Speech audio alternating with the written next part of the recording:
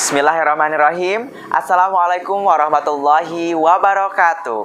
Hello everybody, how are you today? Semoga dalam keadaan sehat walafiat tentunya. Amin ya Allah ya Rabbal alamin.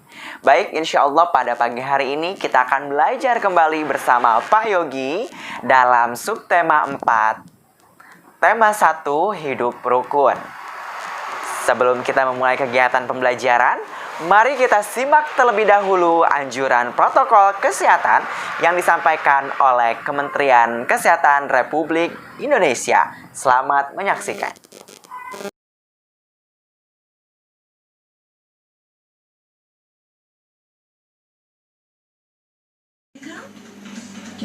Bismillahirrahmanirrahim. Mari kita mulai kegiatan pembelajarannya. Pembelajaran 1. Ayo mengamati. Dengarkanlah gurumu membaca teks di bawah ini. Baik, mari kita simak teks bacaan berikut ini. Membuang sampah di tempat sampah. Udin selalu menjaga kebersihan. Sampah-sampah yang berserakan dibuang di tempat sampah. Sebaliknya, Badu tidak menjaga kebersihan rumah. Badu membuang sampah ke dalam got. Buang saja sampahmu ke dalam got dekat rumah, ajak Badu kepada Udin. Tidak mau ah, nanti air got menjadi tergenang dan bau, jawab Udin. Badu menyadari bahwa perbuatannya tidak baik. Ia minta maaf kepada Udin. Badu juga berterima kasih kepada Udin karena sudah mengingatkan agar tidak membuang sampah sembarangan. Nah, dan Teteh sudah menyimak teks bacaan membuang sampah di tempat sampah. Nah, coba di sini kita memperhatikan, dapat kita amati, perhatikan di sini bahwa Udin melarang Badu untuk membuang sampah di got. Nah, karena ketika kita membuang sampah ke got, maka salurannya akan tersumbat, kemudian sampahnya akan tergenang dan menghasilkan bau yang tidak enak, tidak sedap tentunya. Ya, maka dari itu kita harus membuangnya di tempat pembuangan sampah akhir, ya, TPA. Atau biasanya ada petugas kebersihan atau yang membawa truk sampah untuk membawa sampah-sampah tersebut dari masing-masing rumah seperti itu untuk dibuang ke TPA atau tempat pembuangan akhir. Nah, jadi jangan buang sampahnya ke got ya, seperti itu. Nah, di sini kita perhatikan juga ada sebuah kalimat penolakan. Nah, coba kita perhatikan apa sih kalimat penolakan itu ya? Nah, kita tadi sudah membaca cerita membuang sampah di tempat sampah ya. Nah, dalam cerita tersebut terdapat kalimat penolakan. Nah, kalimat penolakan ini dilakukan oleh Udin kepada Edo yang menolak untuk membuang sampah ke got. Nah, kira-kira apa yang akan kita bahas hari ini ya? Oke. Di sana terdapat kalimat penolakan. Nah, apakah kalimat penolakan itu? Ada yang tahu? Baik, kalimat penolakan adalah kalimat yang dilakukan untuk menolak suatu ajakan. Nah, jadi apabila AA dan Teteh tidak bisa melakukan sesuatu atau tidak dapat memenuhi sebuah ajakan, maka tentunya AA dan Teteh akan menolak dan akan diucapkan sebuah kalimat penolakan tentunya. Nah, ciri-ciri kalimat penolakan itu apa saja ya? Baik, 1. Menggunakan kata maaf dan tidak. Yang kedua, kalimat penolakan diakhiri dengan tanda baca titik. Kemudian, yang ketiga, menggunakan bahasa yang sopan tentunya. Ya, biasanya kalimat penolakan itu diawali dengan kata maaf, kemudian ada di dalam isi kalimatnya terdapat kata tidak seperti itu. Karena kan tidak artinya menolak ya. Mengatakan maaf itu adalah salah satu bentuk mengucapkan kata penolakan dengan bahasa yang santun atau yang sopan ya. Jadi lakukanlah penolakan dengan sangat ramah dan baik gitu, sehingga tidak menyakiti hati temanmu. Ya, tidak dengan membentak atau sambil marah-marah tentunya ya. Nah, berikut ini adalah contoh kata atau kalimat penolakan. Nah, berikut ini adalah contoh kalimat penolakan. Contoh yang pertama, Lani mengajak Siti untuk bermain sepeda. Tetapi Siti menolak karena Siti akan pergi mengaji. Nah, kira-kira kalimat penolakannya seperti apa ya? Good job. Ya, bisa jadi seperti ini. Lani, maaf, aku tidak bisa bermain hari ini karena aku akan pergi mengaji. Contoh yang kedua.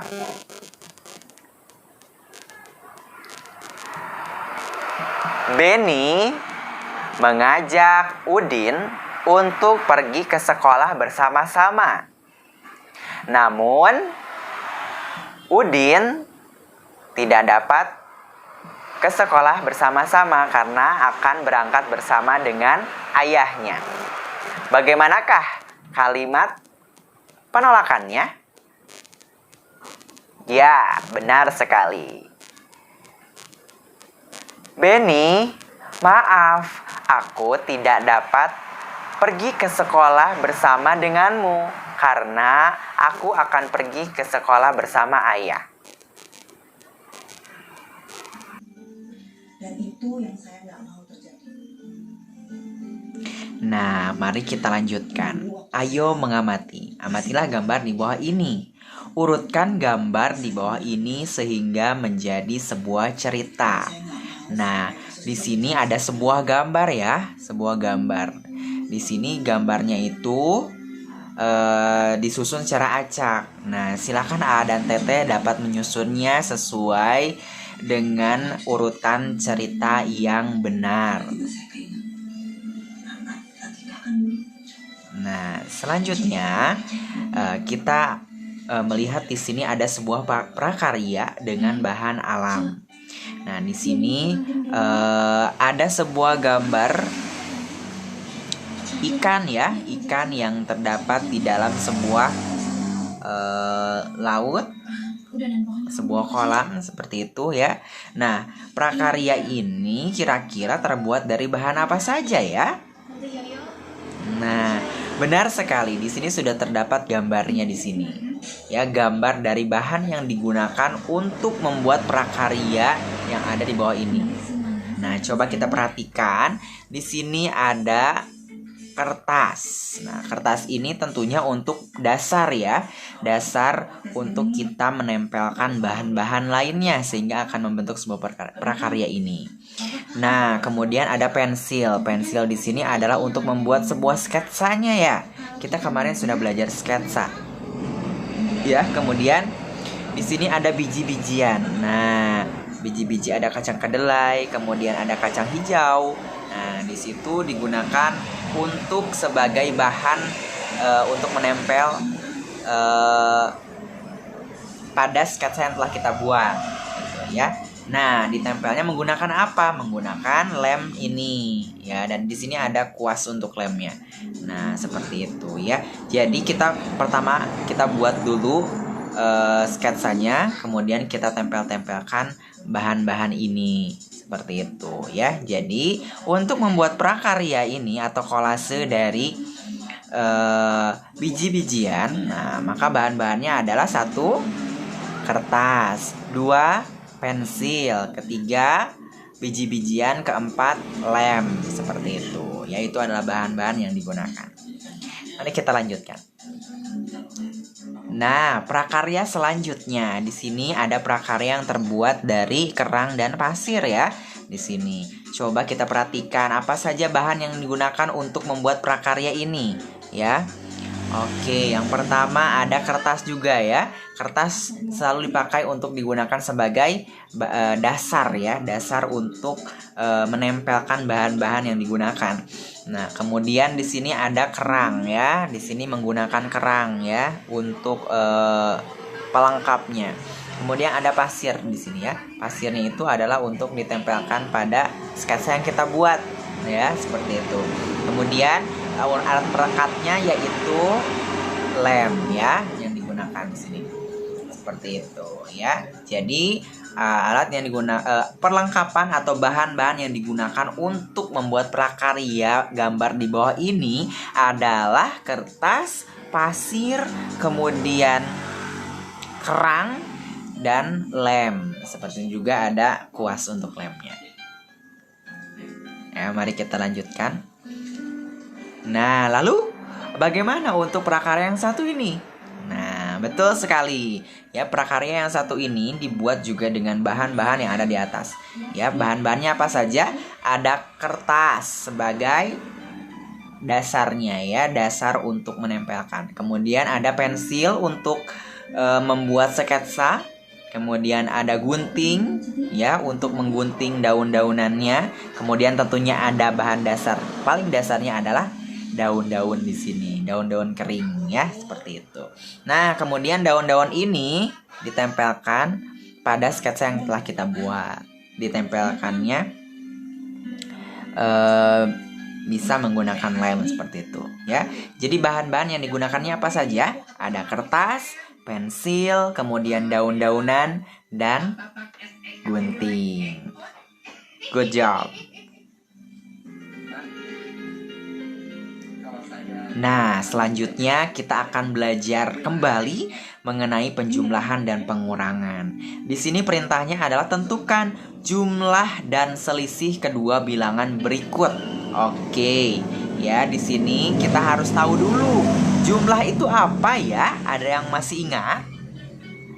Hebat. Jumlah adalah hasil penjumlahan dari suatu bilangan ya. Jadi kedua bilangan itu dijumlahkan, ditambahkan seperti itu ya. Penambahan atau penjumlahan seperti itu ya. Sedangkan selisih adalah perbedaan antara dua bilangan dengan cara pengurangan bilangan yang besar dengan bilangan yang kecil ya. Jadi selisih itu adalah beda ya antara dua bilangan dengan cara dikurangkan ya atau dikurangi.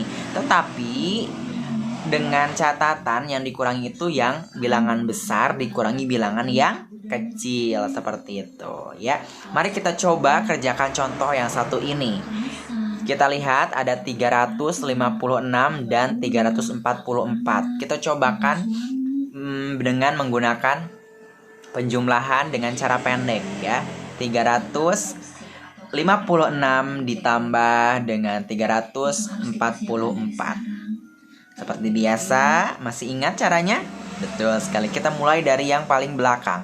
6 ditambah 4. Hasilnya? Ya, benar sekali. 0. Nah, 10 hasilnya ya. Benar sekali, hasilnya adalah 10.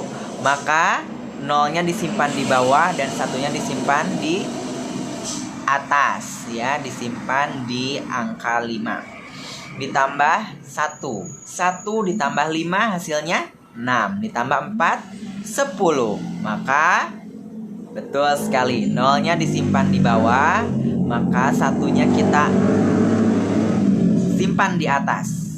Ya, berarti 1 ditambah 3 4 ditambah 3 ya, 7. Berarti hasil penjumlahannya adalah 700. Good job. Selanjutnya kita akan hitung selisihnya.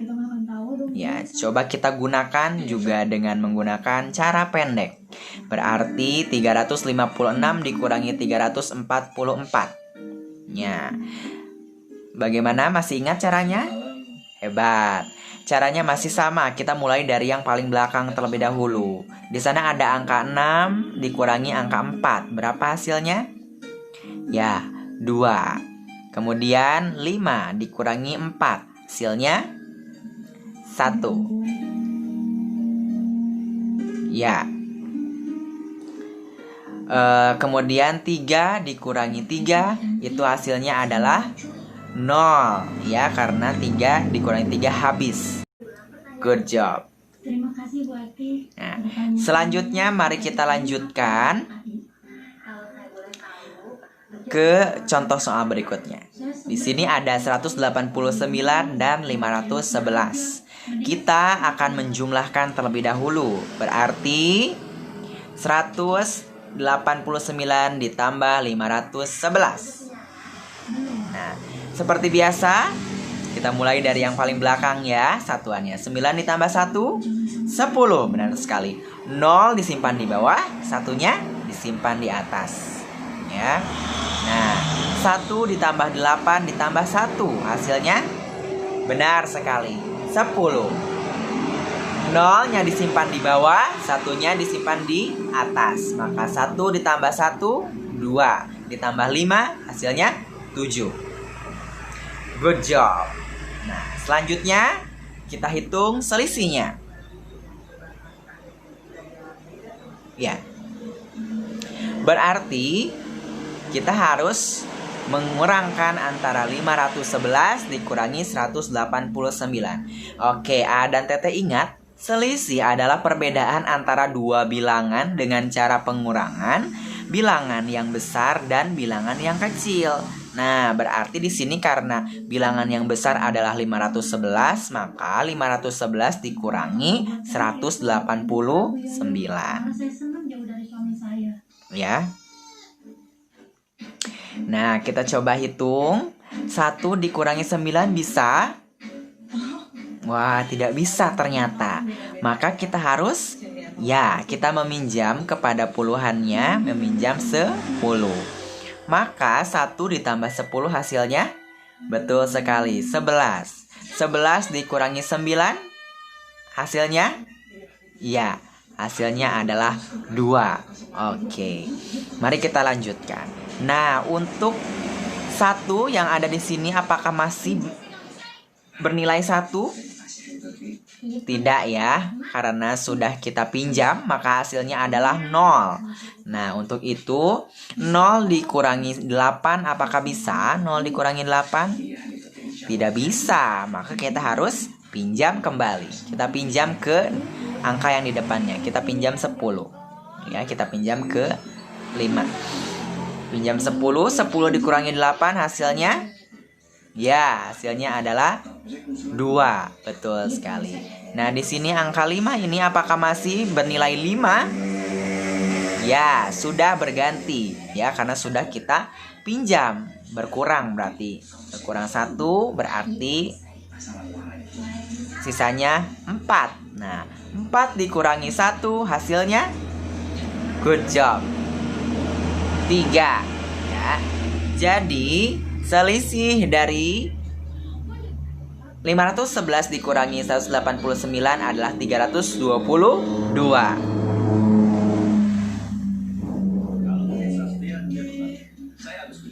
Nah, selanjutnya mengurutkan bilangan. Perintahnya kita baca terlebih dahulu ya. Buatlah bilangan 3 angka terbesar dan terkecil dari angka berikut. Baik, di sini sudah ada tabel dengan nomor, angka, bilangan terkecil, bilangan terbesar ya. Jadi kita akan menyusun bilangan ini. Di sini sudah ada contoh nomor 1 ya. Angkanya ada 1, 2, 3. Nah, bilangan disusun dari yang terkecil berarti 1, 2, 3. Bilangan terbesar berarti 3, 2, 1. Selanjutnya kita coba contoh yang kedua bersama-sama. Coba kita urutkan dulu bilangan terkecilnya. Nomor 2. Angka berapa dulu? Ya, 1. Kemudian yang keduanya? Ya, benar sekali, 3. Yang ketiganya? 4. Good job. Selanjutnya kita susun dari bilangan yang terbesar. Nah, coba bilangan yang terbesar tadi berapa? Good, 4. Selanjutnya 3. Selanjutnya 1. Oke, Good job. Alhamdulillahirrabbilalamin. Demikian kegiatan pembelajaran hari ini. Semoga bermanfaat. Tetap semangat dalam belajar dan tetap istiqomah dalam beribadah. Bapak akhiri, demikian yang dapat disampaikan. Terima kasih atas perhatiannya. Wassalamualaikum warahmatullahi wabarakatuh. See you next.